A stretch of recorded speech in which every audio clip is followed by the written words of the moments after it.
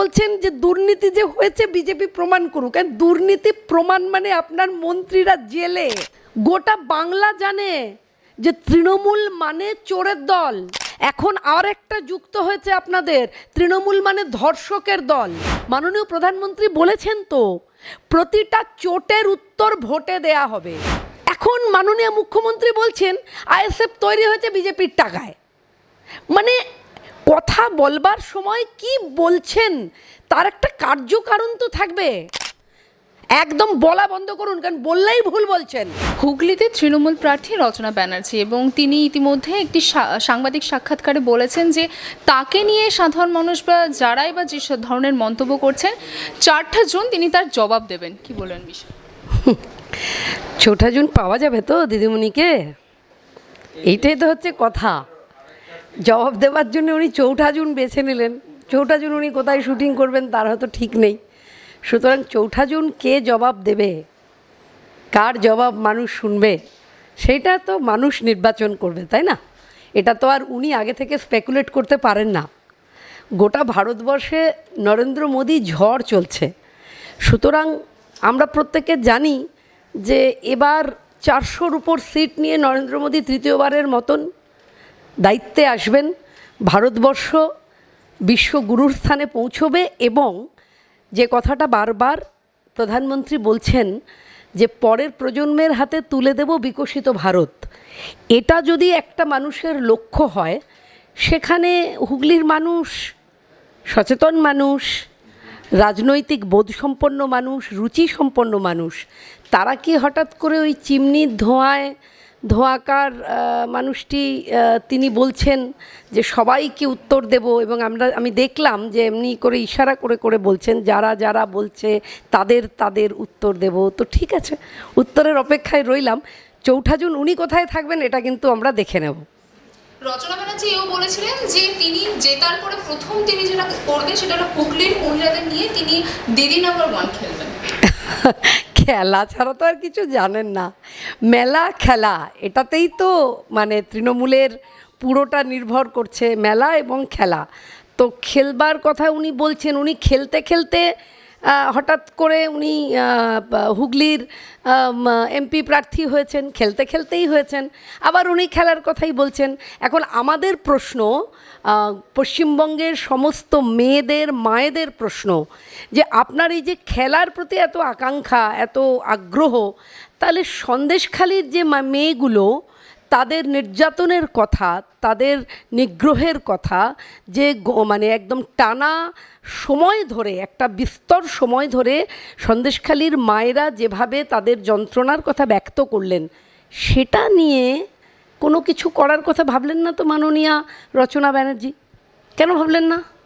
আপনার প্ল্যাটফর্ম থেকে তো আপনি মহিলাদের যন্ত্রণার কথা বলেন, মহিলাদের দুঃখ, মহিলাদের যাদের যা যা ভাবে তাদের উত্তরণ তার কথা বলেন। তাহলে সন্দেশখালির যে মাগুলো, যে মেয়েগুলো যে কঠিন লড়াই লড়লেন, তাই নিয়ে কোনো কথা বললেন না তো। এখন বলছেন 4ঠা জুনের পরে জেতার পরে আপনি হুগলির মহিলাদের নিয়ে দিদি নাম্বার 1 খেলবেন। ঠিক আছে, আপনি কি খেলবেন বাংলার মানুষ এবং হুগলির মায়েরা দেখবে। উত্তরবঙ্গে একটা সভা চলাকালীন সেখানে মাননীয় মুখ্যমন্ত্রী বলেছেন যে লোকসভা নির্বাচনে প্রার্থীকে যখন ভোট দেবেন তখন মাননীয়ার মুখটার কথা মনে করে বা তার মুখটার কথা ভেবে তা তৃণমূলে ভোট দেওয়ার জন্য। হ্যাঁ, নানান কিছু বলছেন কোথায় দুর্নীতি হয়েছে বিজেপি প্রমাণ করুক, এটাও মানে এক্ষুনি বলছেন আর কি।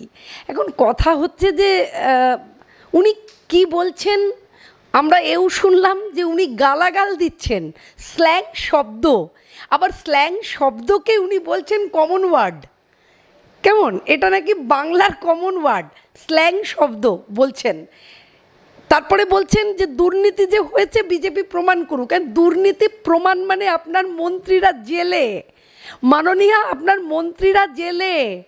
আপনার নেতা মন্ত্রীর বাড়ি থেকে, খাটের তলা থেকে, সিঙ্ক থেকে, বাথরুম থেকে, রান্নাঘর থেকে টাকা গয়না পাওয়া গেছে। আপনি দুর্নীতি বলছেন মানে? আপনার মন্ত্রী রেশন কেলেঙ্কারিতে জেলে গেছেন, এ কি বলছেন? আপনার শিল্পমন্ত্রী, প্রাক্তন শিক্ষামন্ত্রী, তিনি আজ এতগুলো দিন ধরে জেলে আছেন, আপনি বলছেন দুর্নীতি প্রমাণ করুক। আর কত প্রমাণ করবে দুর্নীতি? গোটা বাংলা জানে যে তৃণমূল মানে চোরের দল, বাংলার পারসেপশন তৃণমূল চোরের দল। এখন আর একটা যুক্ত হয়েছে আপনাদের, তৃণমূল মানে ধর্ষকের দল।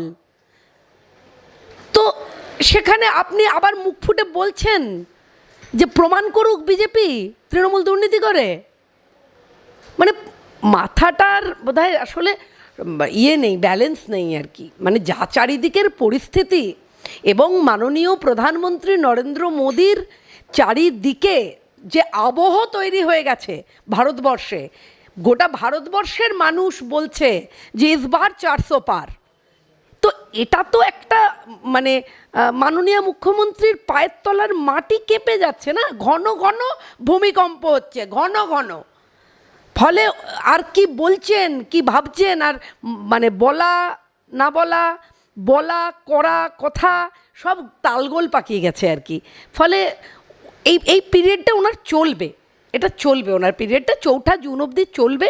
তারপরে যখন 4 জুনে আমরা দেখব যে রেকর্ড সংখ্যক সিট নিয়ে ভারতবর্ষে এবং পশ্চিমবঙ্গেও বিজেপির জয়লাভ, তারপরে উনি কোথায় যান, কিভাবে, কোথায় গিয়ে মুখ লুকোন, এইগুলো আমরা দেখে নেব। কারণ আপনি যা যা বলছেন সেগুলো তো ভীষণভাবে সাংবাদিকদের বলছেন, রেকর্ডেড, সেগুলো সবটাই রাখা থাকছে। ফলে তার তো একটা উত্তর থাকবেই, আর মানুষ উত্তর দেবে আপনাকে। মাননীয় প্রধানমন্ত্রী বলেছেন তো, প্রতিটা চোটের উত্তর ভোটে দেয়া হবে। এর থেকে বড় কথা আর হতে পারে না, আর কিচ্ছু হতে পারে না। মানুষ তৈরি, মানে 1 জুন এবং মানে 13, 26, 20 এরম করতে করতে এই বিস্তর অঞ্চলটাতে 1 জুন ভোট মানুষ উত্তর দিয়ে দেবে, আপনি দেখবেন তাকিয়ে তাকিয়ে। মাননীয় মুখ্যমন্ত্রীর নাম না করে বিরোধী দলনেতা শুভেন্দু অধিকারীকেও বলেছেন, তার উদ্দেশ্যে বলেছেন যে তার দলে যখন ছিল তখন ছিল আপদ, এখন অন্য দলে হয়েছে সম্পদ। এবং তিনি তার সাথে বলেছেন যে তার বিরুদ্ধে যা যা অভিযোগ আছে তা তিনি প্রকাশ করবেন বা হুমকি বলেন এক ধরনের তিনি দিয়েছেন। হ্যাঁ, আসলে বিরোধী দলনেতা তো ত্রাস হয়ে গেছে না, বিরোধী দলনেতা ত্রাস তৃণমূলের। তার কাজ, তিনি কি বলছেন, তিনি যা যা করছেন, তাতে তৃণমূলের তো একেবারে মানে দলটাই উঠে যাবার অবস্থায় দাঁড়িয়ে গেছে। ফলে উনি তো এটা বলবেনই যে ওনার সময় আপদ ছিল, এখন নাকি মানে ভারতীয় জনতা পার্টির সম্পদ। তো মেনে নিলাম, মাননীয়া বিরোধী দলনেতা মাননীয় শুভেন্দু অধিকারী সত্যি সম্পদ, আমরা তো স্বীকার করছি সম্পদ। কিন্তু তিনি আপনাদের দলে ছিলেন যখন, তিনি আপদ ছিলেন কিনা সেইটা আপনারা ভালো জানবেন।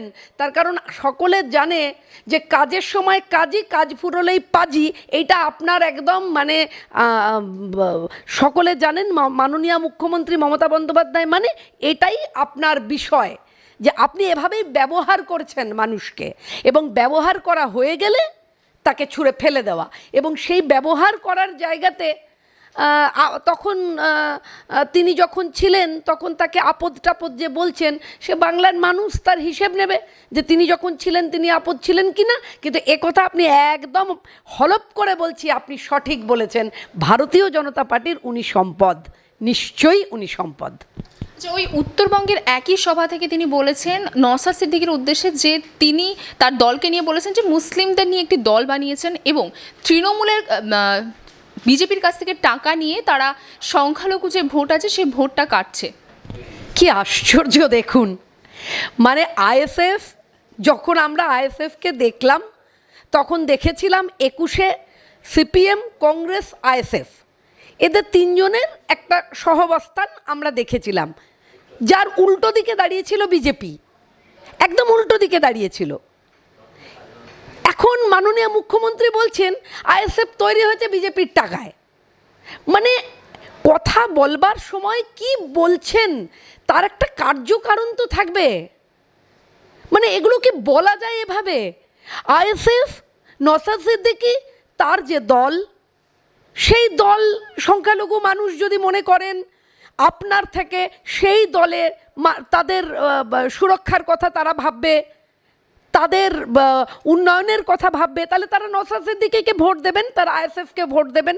তার সঙ্গে বিজেপির কি সম্পর্ক? আইএসএফ তো বিজেপির বিরুদ্ধ দল, তাহলে হঠাৎ আপনার মনে হলো আইএসএফকে বিজেপি টাকা দিচ্ছে? মানে যা ইচ্ছে তাই বলছেন, যা ইচ্ছে তাই বলছেন। বলা বন্ধ করে দিন, একদম বলা বন্ধ করুন, কারণ বললেই ভুল বলছেন, যা বলছেন ভুল বলছেন। তো এই বলাটা বরং থামিয়ে দিন, কারণ যে পরিস্থিতি আপনাদের দাঁড়িয়েছে বা দাঁড়াবে, তাতে কিন্তু মানে বলাটা আপনার আরও বড় বিপদের জায়গায় পৌঁছবে।